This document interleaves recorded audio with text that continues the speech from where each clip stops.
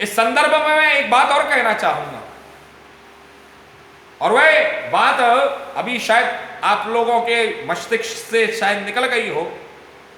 कुछ साल पहले हमारे एक शंकराचार्य जी, कांची कामकोटि के शंकराचार्य जी हुए, जयेंद्र सरस्वती जी महाराज, उनके चरित्र के ऊपर लांछन लगाया गया और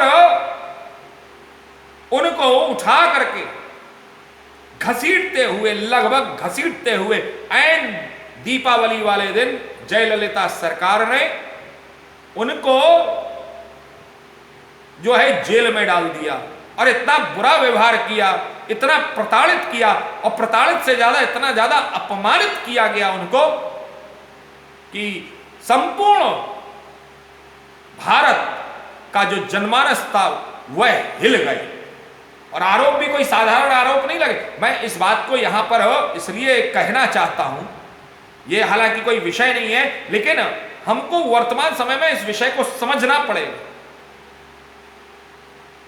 हमको ये जानना पड़ेगा कि हम जिसकी चर्चा अक्सर करके हम लोग करते हैं, अपने धर्म ग्रंथों की हम चर्चा करते हैं, हमको ये पता होना चाहिए कि वस्तुतः स्थिति क्या है। और वह हमारे भगवत जो है भगवत्पाद आद्य गुरुदेव शंकरावतार शंकराचार्य जी महाराज श्री जी की परंपरा में कांची कामकोटि की, वह कांची कामकोटि पीठ जिसके शंकराचार्य की अपनी एक प्रणाली, चयन प्रणाली, अपनी एक अलग प्रणाली होती है। और उन शंकराचार्य जी को जब जेल में डाला, आरोप भी कोई छोटे मोटे आरोप नहीं लगाए, आरोप भी उनके ऊपर चरित्रहीनता का लगाया गया।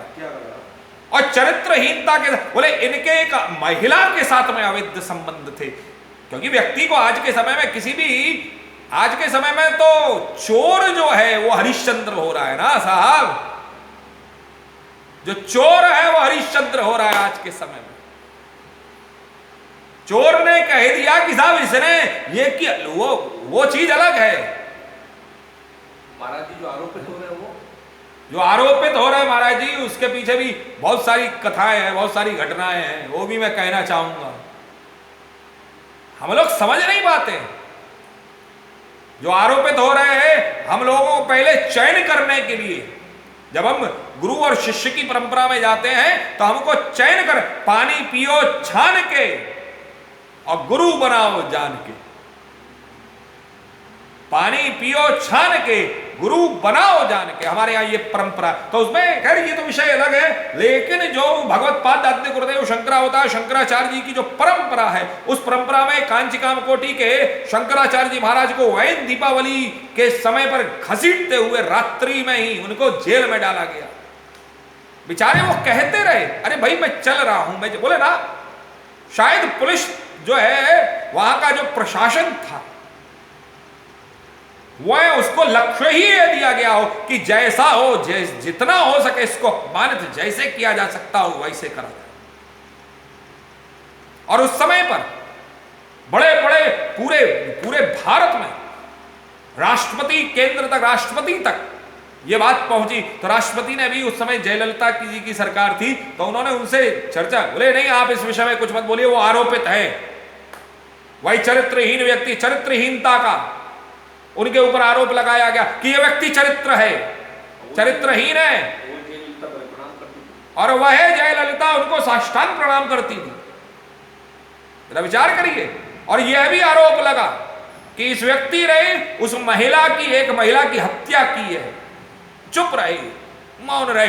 दूसरे दिन मेरे पास में कई सारे पत्रकार लोग आए और हमारे बड़े महाराज जी हैं, उन्होंने मुझसे शंका की कि महाराज जी ये तो एक प्रकार से शंकराचार्य जी के ऊपर अगर आरोप लगा है तो एक प्रकार से ये तो बहुत बड़ी बात हो गई, क्योंकि शंकराचार्य परंपरा कोई साधारण परंपरा नहीं है।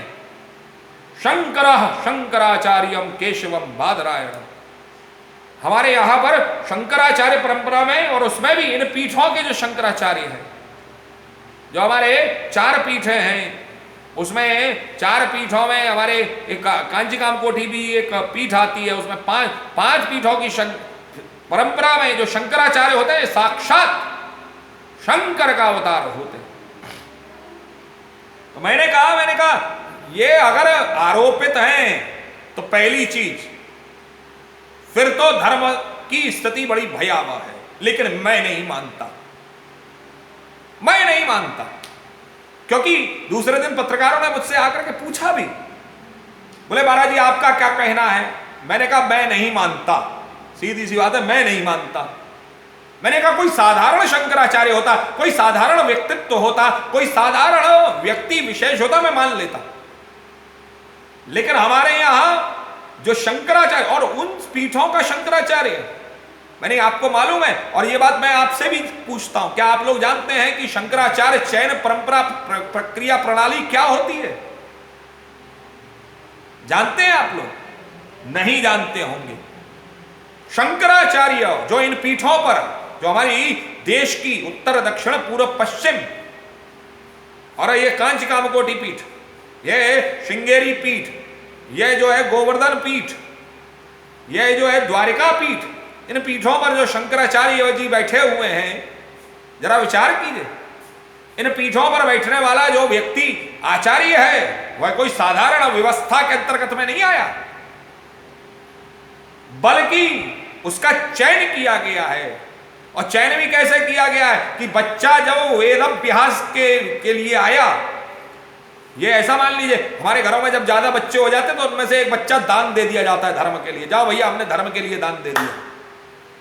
अब ऐसे बच्चे करीब 100, 150, 1000, 10,000 बच्चे पढ़ रहे हैं या 1000 बच्चे पढ़ रहे हैं, उन 1000 से 2000 बच्चों के बीच में 100 बच्चों का, ऐसे 100 बच्चों का चयन किया गया जिनके माता पिता दान कर गए, धर्म के लिए दान कर गए, कि हमने साहब ये बच्चा हमने धर्म के लिए दान कर दिया। हमारे पिताजी महाराज जी भी इसी परंपरा में आए थे कि धर्म के लिए साहब हमने दान कर दिया है, ले लो भैया रख लो आप इसे।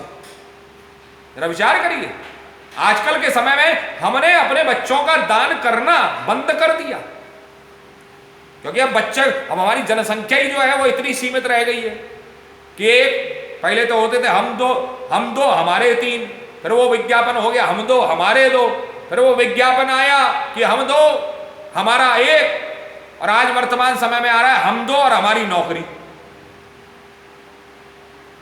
ये स्थिति हो गई है आज के वर्तमान समय में।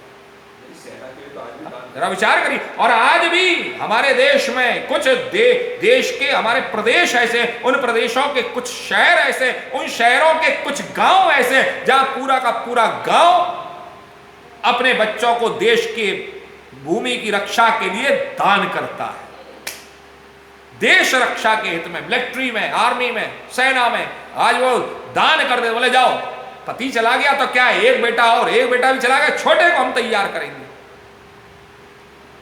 ये हमारे आज भी देश की संस्कृति का प्रभाव है। जरा विचार करिए, तो उस शंकराचार्य की परंपरा में अगर हम इस विषय को समझना चाहते, बोले किस विषय को, अगर हम व्यास परंपरा, व्यास जन्म को अगर हम समझना चाहते तो हमको इस परंपरा को समझना पड़ेगा।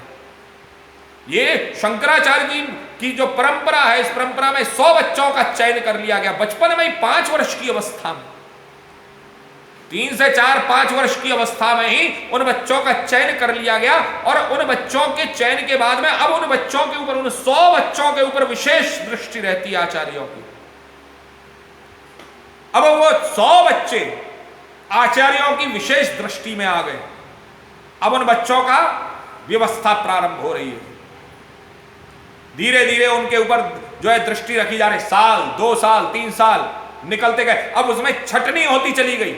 कुछ बच्चों को व्याकरण अच्छा, हम जब पढ़ने गए थे ना, तो मैं जब दिल्ली गया पढ़ने के लिए, तो उस समय पर किसी बच्चे को व्याकरण अच्छा लगता है तो इसका मतलब ये अध्यापक बनना चाहता है, तो इसको व्याकरण की लाइन लेकर के वो व्याकरण के लिए वो अध्यापक बनेगा, नौकरी करेगा।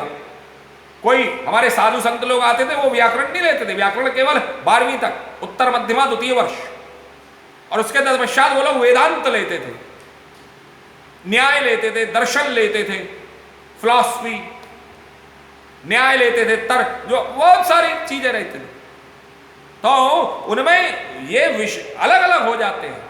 अगर हम लोग समझ जाते थे, अगर कोई व्यक्ति बच्चा जो है वो व्याकरण लेता तो हम समझ जाते हैं नौकरी करेगा आगे जाकर के, ये लोगों को पढ़ाएगा, ये कर्मकांड करेगा, ये पौरित्र कर्म करेगा जिसका व्याकरण होगा। और जो व्यक्ति वेदांत ले रहा है, भले वो गृहस्थ जीवन में क्यों ना हो, तो इसका मतलब इसके मन में कहीं ना कहीं स्वभावता ये जो है हमारे धर्म का प्रचार प्रसार करेगा, इसलिए वेदांत ले रहा है। तो यहां पर वह शंकराचार्य की परंपरा में उन बच्चों का चयन करके उनके ऊपर दृष्टि रखी, और फिर उसके बाद में धीरे धीरे धीरे धीरे करके केवल जब 10 से 8 बच्चे रह जाते हैं तो उन बच्चों का कुंडली देखा जाता है, और 10 से 8 बच्चों की कुंडली के ऊपर अध्ययन किया जाता है बड़े बड़े आचार्यों के द्वारा, और उनमें वो योग देखा जाता है कि उनसे 8 से 10 बच्चों की कुंडली में योग क्या बनता है, क्या ये किसी धर्म का आचार्य पद को प्राप्त करने का योग है। अब जब कुंडली देख करके, कुंडली का अध्ययन करके जब व्यवस्था निर्धारित होती है, तो जरा विचार करिए क्या होगा आगे। तो उस व्यवस्था के अंतर्गत में उसमें भी 2 से 3 रह जाते। अब वो 2 से 3 अगर रह गए तो उन 2 से 3, अब जो सीनियर शंकराचार्य, जो अर्थात जो शंकराचार्य पद पर विभूषित हैं, वह 2 से 3 उनके पीछे चलते हैं। अब वह नियमित रूप से धर्म को सुनते हैं, धर्म को देखते हैं, धर्म को बोलते हैं, धर्म का आचरण करते हैं, जिनके चारों तरफ धर्म ही धर्म रहता है। ऐसा व्यक्ति, मैं व्यक्तिगत रूप से कह सकता हूं कि ऐसा व्यक्ति अधर्म नहीं कर सकता। यह शंकराचार्य चयन की परंपरा। मैंने पत्रकारों को कहा, मैंने आप लोग जानते हैं? बोले हम नहीं जानते। मेरी ये परंपरा होती है। अब आप बताइए, क्या इस परंपरा में आने वाला व्यक्ति जिसके ऊपर इतना गहन सूक्ष्माति सूक्ष्म, जिसके ऊपर रिसर्च की गई हो और उसके बाद में उसे शंकराचार्य बनाया गया हो, वह व्यक्ति कोई अधर्म में लिप्त नहीं रहता। और मैं बाबा मनकामेश्वरनाथ जी के श्री चरणों में प्रणाम करते हुए ये कहता हूं कि वह हमारे जगत वह भगवत पादाद्य गुरुदेव शंकरावतार शंकराचार्य जी की परंपरा में श्री जयेंद्र जी महाराज शंकराचार्य जी वह बाइज्जत सरकार के द्वारा बरी किए गए।